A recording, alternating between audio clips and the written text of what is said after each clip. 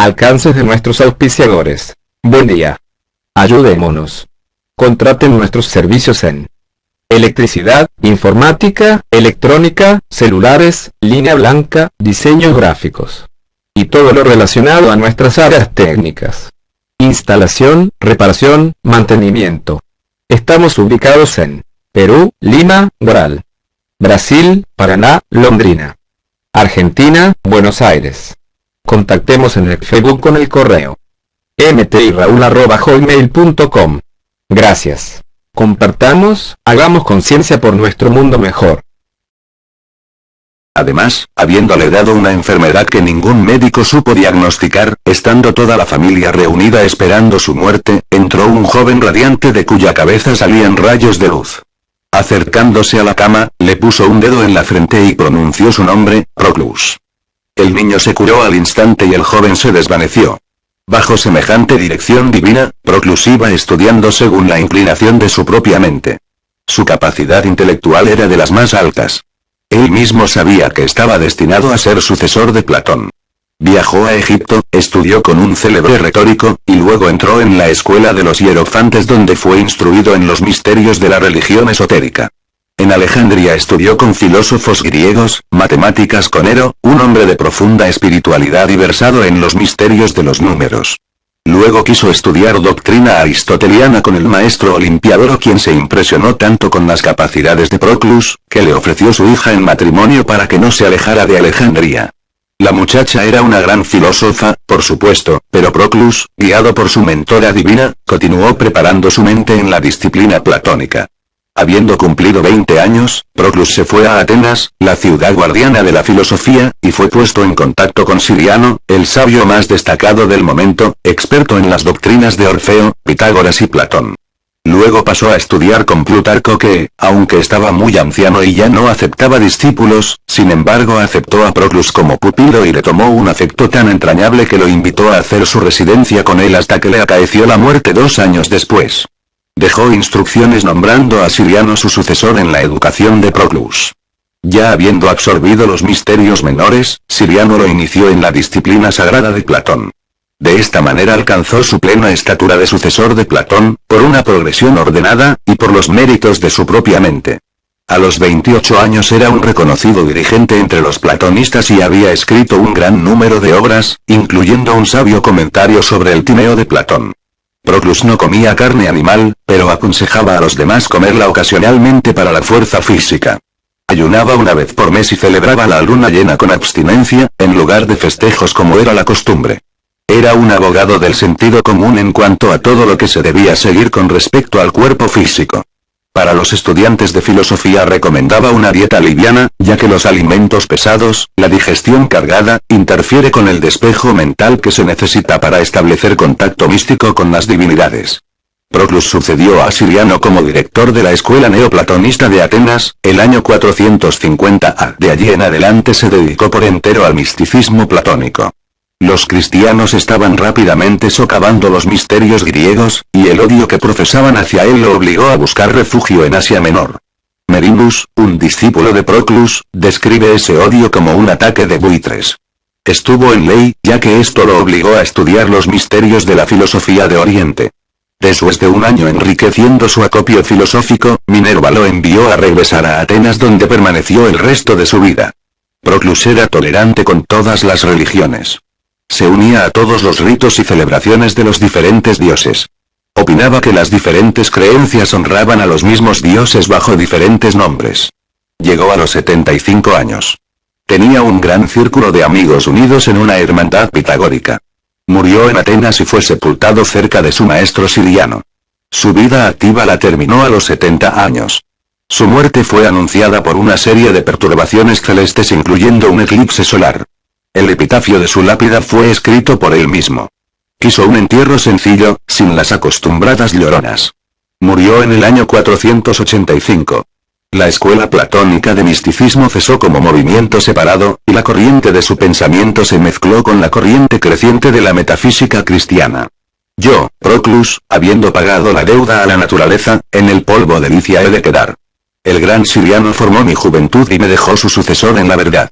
Una tumba en común tienen nuestros cuerpos, y en las planicies etéricas un común lugar nuestras dos almas. Roberto el monje. 88. Nos ocurre algo extraordinario, y es que no sabemos cuál de dos Robertus escoger para decidir cuál fue el maestro Saint Germain. Vamos a relatar lo que se sabe de ambos, y tú decidirás cuál te parece el más indicado. El primero de los dos, Robertus de Torigny, monje, nació en el año 1110. Fue prior de Bed I, luego abad del Mont Saint-Michel. Escribió crónicas históricas que cubrían un período desde el año del Señor 385, hasta el año en que murió, en 1186. La historia refiere que sus escritos fueron de gran valor para la historia anglo-normanda, al tiempo que también lo fueron por tratar de asuntos continentales. Es pertinente que este ego pudiera recordar los sucesos de sus dos vidas anteriores, una ocurrida en los años de 303, que coincide con la historia que fechó 385, la segunda en el próximo siglo, o sea muy cercana a la anterior. Y luego, el dato de que era valiosa para la historia anglo-normanda. Albano residió en el sudoeste de la isla que, siendo posesión romana, fue invadida por los normandos. El segundo, Robertus de Auxerre, monje, nació en 1156, murió en 1211. El abad del monasterio de Saint-Marien, donde ingresó, le exigió que escribiera una historia universal que abarcara el período entre la creación del mundo y el año 1211, año en que esto ocurría. Robertus de Auxerre se volvió una autoridad de la historia entre los años 1181 y 1211, año en que murió. Después de su muerte otros escritores continuaron la labor, pero la historia de Robertus de Auxerre fue constantemente utilizada por todos los demás historiadores. El manuscrito original se conserva siempre en Auxerre. El hilo de Ariadna nos dice que es típico del maestro Saint Germain comenzar algo y convertirse en autoridad de ello. Si este fue nuestro amado maestro, algo muy grande debe haber en ese fragmento, que hizo encarnar a un ser y vivir solo 55 años, justo el tiempo para efectuarlo. Roger Bacon. El monje médico conocido por Dr. Mirabilis, nació en Somerset, Inglaterra, en el año 1294. Grandes cosas venía a hacer el espíritu del maestro. Volvía a nacer para actuar en órdenes religiosas, nos dice el hilo de Ariadna, cuando tenía la Inquisición 70 años actuando y había que poner un contrapeso. Nació en Inglaterra, donde no entró la Inquisición, con toda la intención de defender a capa y espada el desarrollo esotérico que él, en la persona de Proclus, había restablecido en la tradición religiosa. La Inquisición quería a toda costa aniquilar y desaparecer, desacreditando y quemando vivo a todo el que manifestara poseer, ni más ni menos que los dones del Espíritu Santo. Tildando de brujerías todo lo que no fuere dogma y fanatismo. Naturalmente era un muchacho notable por su gran precocidad. Escogió su cuna en el hogar de un rico granjero que le pudiera permitir dedicarse a todo lo que se le antojara estudiar, y nació con una gran avidez por los estudios. El granjero que creyó lograr un hijo varón que llevar el arado, se encontró que le era imposible obligar a su hijo a ninguna otra cosa que no fuera los libros. Lo llevó donde el cura del pueblo, quien lo aceptó gustoso. Pero pronto se formó tal conflicto entre el padre, el hijo y el cura, que Roger se fugó de su casa y fue a refugiarse en un monasterio franciscano donde pudo entregarse a sus estudios. Con el tiempo los frailes franciscanos lo enviaron a Oxford a completar su educación, y más tarde a París. Entre tantas otras cosas, estaba en ley que Roger se interesara en las ciencias ocultas, y pronto adquirió grandes conocimientos en magia blanca, como se les dice hoy. Para esto había encarnado el espíritu de Saint Germain, y Roger Bacon se dio a conocer por siempre como el frater del ocultismo. En compañía de Alberto el Magno, obispo de Ratisbone, alquimista, cientista y mago, y el tutor de este, Tomás de Aquino, sabio, logista, severo metafísico y mago, practicaban no solamente la alquimia sino lo que entonces se llamaba ciencias experimentales, pero que no eran otra cosa que a lo que hoy se le dice brujerías, lo cual, a su vez consiste en la colaboración de elementales del plano psíquico, en lo cual eran expertos Moisés y los hierofantes egipcios. Además de esto, Roger Bacon se destacaba en química, matemáticas, astronomía, metafísica, biología con especialización en la multiplicación de las especies, en ingeniería, construcción y ciencias mecánicas por las cuales anunció la posibilidad futura de barcos sin remos, de coches sin caballos, de máquinas para volar que luego fueron un hecho. En medicina mereció el título de Doctor Mirabilis por su obra de Mirabilis Potestate Artis et Natura. Descubrió los lentes convexos para telescopios y para corregir la presbicia. Su nombre será siempre asociado con la pólvora que ayudó a descubrir. Sus experimentos en la química lo llevaron, por supuesto, a investigar la piedra filosofal y de allí a la purificación del oro y al elixir de vida solo había un paso. Por efectos de la purificación del cuerpo, con la ayuda de ciertas hierbas apropiadas y un conocimiento de los astros, compuso el líquido que luego, cuando actuó en la corte de los Luises, mencionó como razón de su longevidad. Roger Bacon era un luchador por la libertad de pensamientos, y en una era de tanta ignorancia, todas estas cosas eran vistas con profunda sospecha, hasta el punto de terminar con la persecución por los hermanos de su propia orden, quienes al fin lo echaron a la calle por rebelde y revolucionario. Pero para esto precisamente había encarnado ese ego y se fue a refugiar en París, donde había hecho sus estudios. Sin embargo, allí se 89. Encontró bajo un régimen de represión y apeló al Papa Clemente IV, quien expresó el deseo de poseer copia de su obra. El fogoso franciscano logró insultar a todo el mundo, inclusive a Alberto el Magno y a Tomás de Aquino, a quienes catalogó de ignorantes e iletrados en filosofía y metafísica, como también a sus confráteres los franciscanos y los dominicos. No en vano es nuestro patrón y avatar de la nueva era.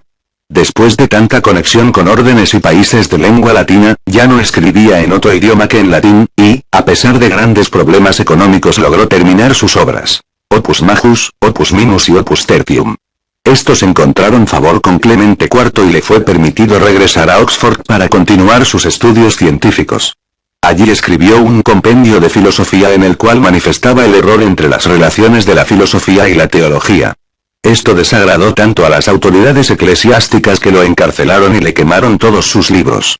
Con relación a su tiempo, el nivel intelectual de Roger Bacon era de suma altura. Él fue el primero en propugnar que la observación y la experimentación eran indispensables para alcanzar conocimientos científicos en las ciencias naturales, o lo que es lo mismo, que no se pueden estudiar los fenómenos psíquicos, léase magia y brujería, espiritismo, etc., sin experimentarlos. En una ocasión estaba el rey visitando a un noble señor de Oxfordshire, y conociendo la fama del monje Bacon, el rey expresó su deseo de conocerlo. El señor del castillo envió un mensajero a buscarlo a Oxford. Roger asintió y le dijo al mensajero: «Salga usted adelante y anúncieme, aunque mejor le predigo que yo llegaré antes que usted donde el rey». El mensajero se rió y le hizo la apuesta que él llegaría pronto, ya que no eran sino apenas unas 5 millas. Sin embargo, salió de inmediato el monje poco después. Roger llegó donde el rey, quien le dio la bienvenida y le pidió que le diera a él y a su corte una manifestación de sus habilidades.